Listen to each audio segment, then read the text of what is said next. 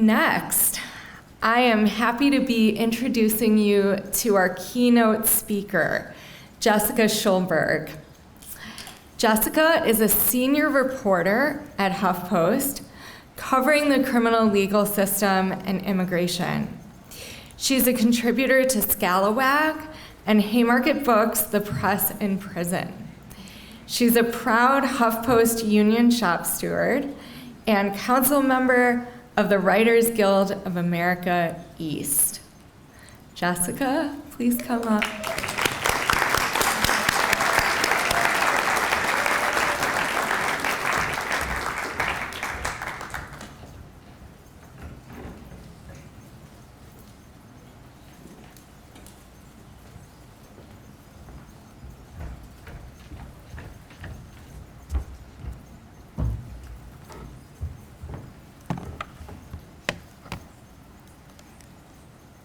Hello, can everyone hear me? Yeah. Great. How's everyone doing? Yeah. What an incredible event, what an incredible day. It is such an honor and a privilege to be here in community with so many incredible writers and editors and organizers and storytellers and policymakers and just kind, thoughtful, intelligent people. Let's give it up for everyone at Look to Justice and Haymarket who put all this together. And to the Chicago Teachers Union for hosting us. What a special place to get together. There's so many people who work to make this event possible, and I'm not going to repeat all the thank yous, but I do want to specifically shout out my beloved friends, Chris Blackwell and Chelsea Moore, the co-founders of Look to Justice, and the reason that I have the opportunity to work with incarcerated writers at all. My name is Jessica Schulberg. I guess I don't have to introduce myself. Thank you, Maya. I appreciate that. In addition to what Maya said, for the last 6 years, I've had the immense privilege of working with Chris Blackwell, an incredible journalist and organizer who's incarcerated in Washington State. When Chris first asked me to do this keynote, I said, Chris, I'm a writer, I'm not a speaker. My own mother can barely understand me on the phone. But as a lot of people in this room know, when Chris asks you to do something, you can't really say no. So here we are. I think the hardest part about getting up here is that I feel like I'm preaching to the choir. You all took time out of your lives to travel here, to spend your weekend talking about amplifying incarcerated journalists, to learn from one another, to share your expertise. What could I possibly tell you that you don't already know? But I do know that doing this work can be really discouraging. It can feel like an uphill battle fighting editors and corrections departments and Securus and GTL and getting out and always wondering if a story is going to lead to retaliation or something you said on a monitored phone line is going to come back to bite you in the ass, or if the outfit that you wore to visitation that was fine the past 3 visits is suddenly going to be deemed inappropriate even though it was totally fine before.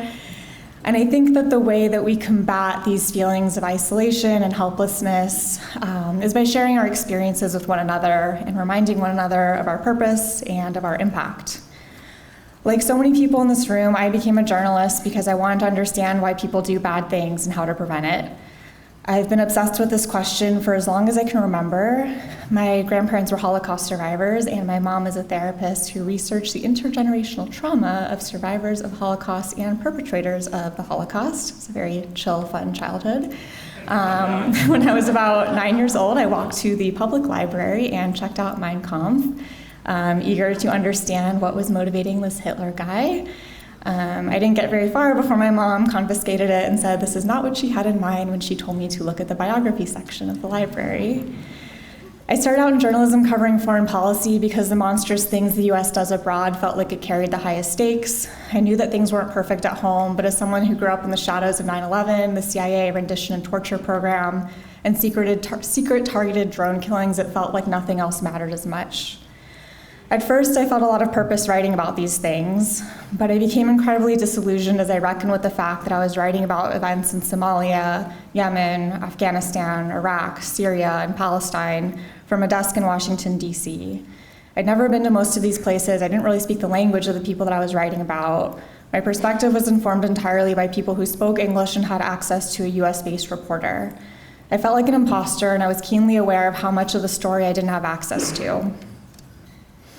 During the first Trump campaign, I transitioned into covering far-right extremism in the US. And at first it was a relief. I understood the language and the laws that applied and the societal context in which they operated.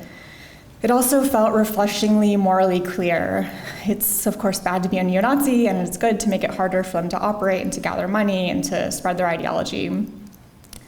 But over time, I came to see how ill-equipped we as a society are to combat this ideology and hold people accountable for acts of hate and violence. When my colleagues and I would unmask a major white supremacist, it seemed like either nothing would happen or the FBI would make an arrest on some dubious charge that probably shouldn't exist. Did you know that it's a federal crime to own a gun while unlawfully using drugs, even if that drug is weed? And then in the cases where that did happen, somebody would go to prison for maybe 5 to 7 years and come out more deeply entrenched in their racist beliefs than before. I share all this to say that I've spent a long time grappling with the inherent limitations of my profession and the ways in which storytellers struggle to fully uncover a story or to make a positive impact. And that I've come to see how working with incarcerated writers is a critical step towards achieving both of those goals. I stumbled into my current beat covering the criminal legal system in the early days of the pandemic when it became clear that prisons and jails would be among the most dangerous places to live.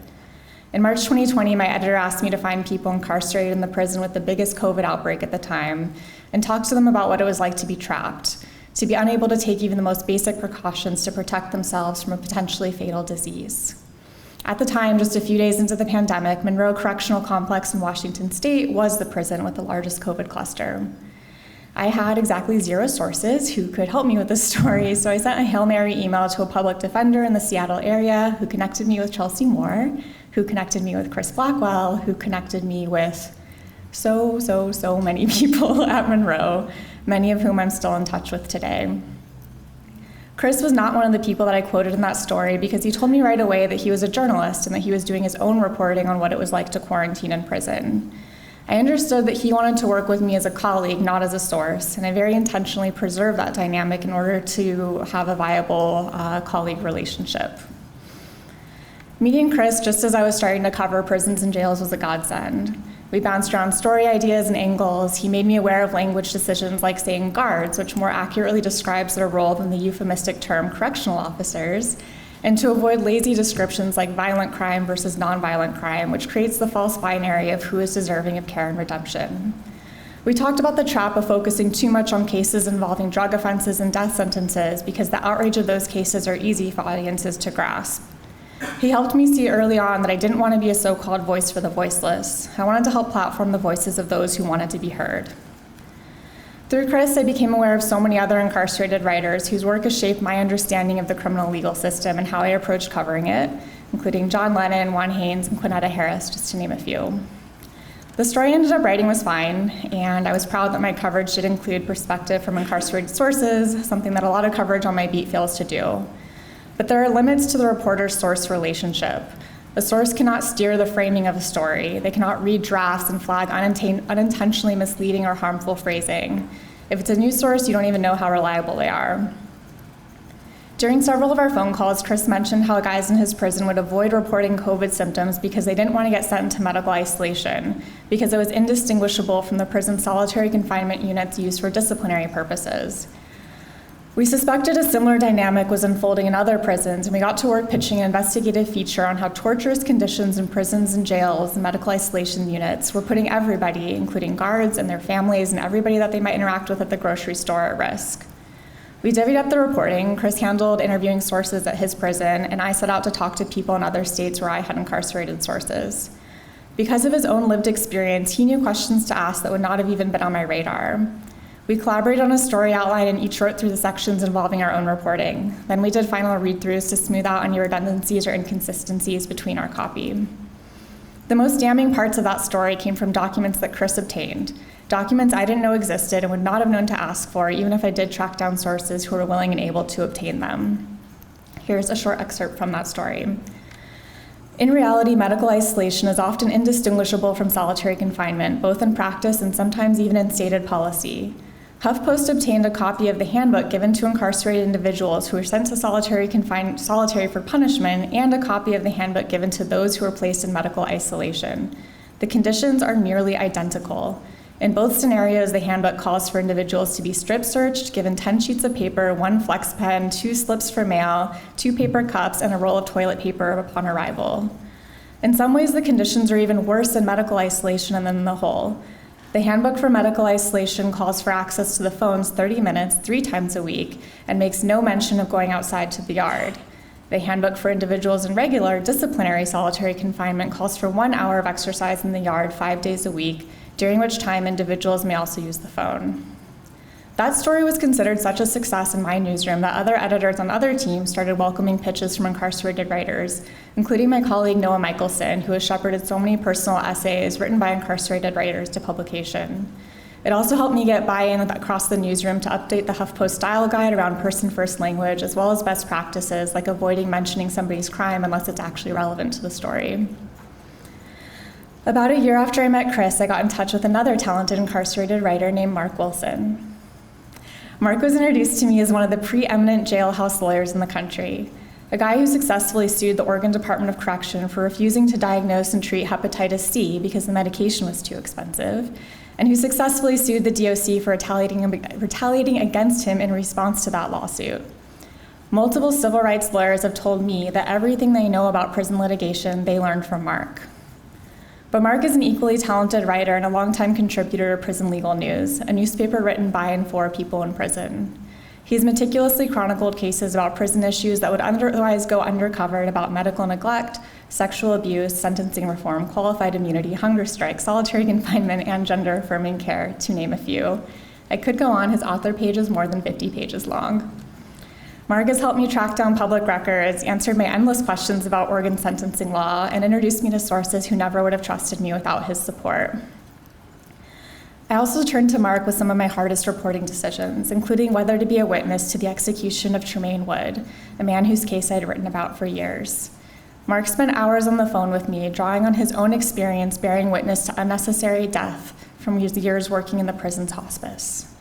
I eventually decided to serve as a witness, but thankfully, miraculously, Oklahoma Governor Kevin Stitt granted Tremaine clemency 2 minutes before his execution was scheduled to begin. In 2021, Mark sued the Oregon Department of Corrections another time for retaliating against him over his work as an incarcerated legal assistant. He successfully reached a settlement in 2024 that resulted in his release on January 9th, 2025, and he's sitting here with us today.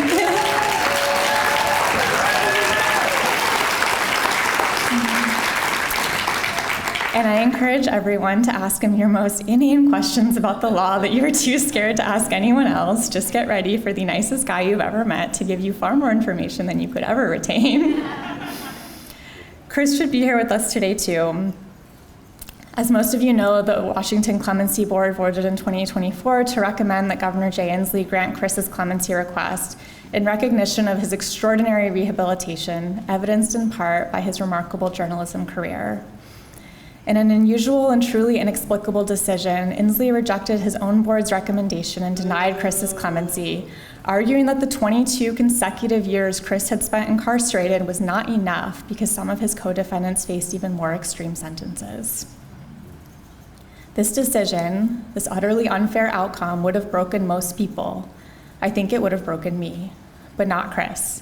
In the time since that crushing setback, Chris, in collaboration with Deborah Zalesny, Terry Coopers, and Quanetta Harris, published the definitive case against solitary confinement, a book called Ending Isolation. Get your copy today. He's also worked with Debbie to create a writer's development program, teaching other incarcerated people how to write, report, and get bylines in mainstream publications. I actually don't really need to tell you how amazing Chris is because we just heard about it, but I do want to echo that more than a dozen people have gone through that writer's development program, collectively accruing more than 300 bylines and generating over $100,000 of income to incarcerated writers.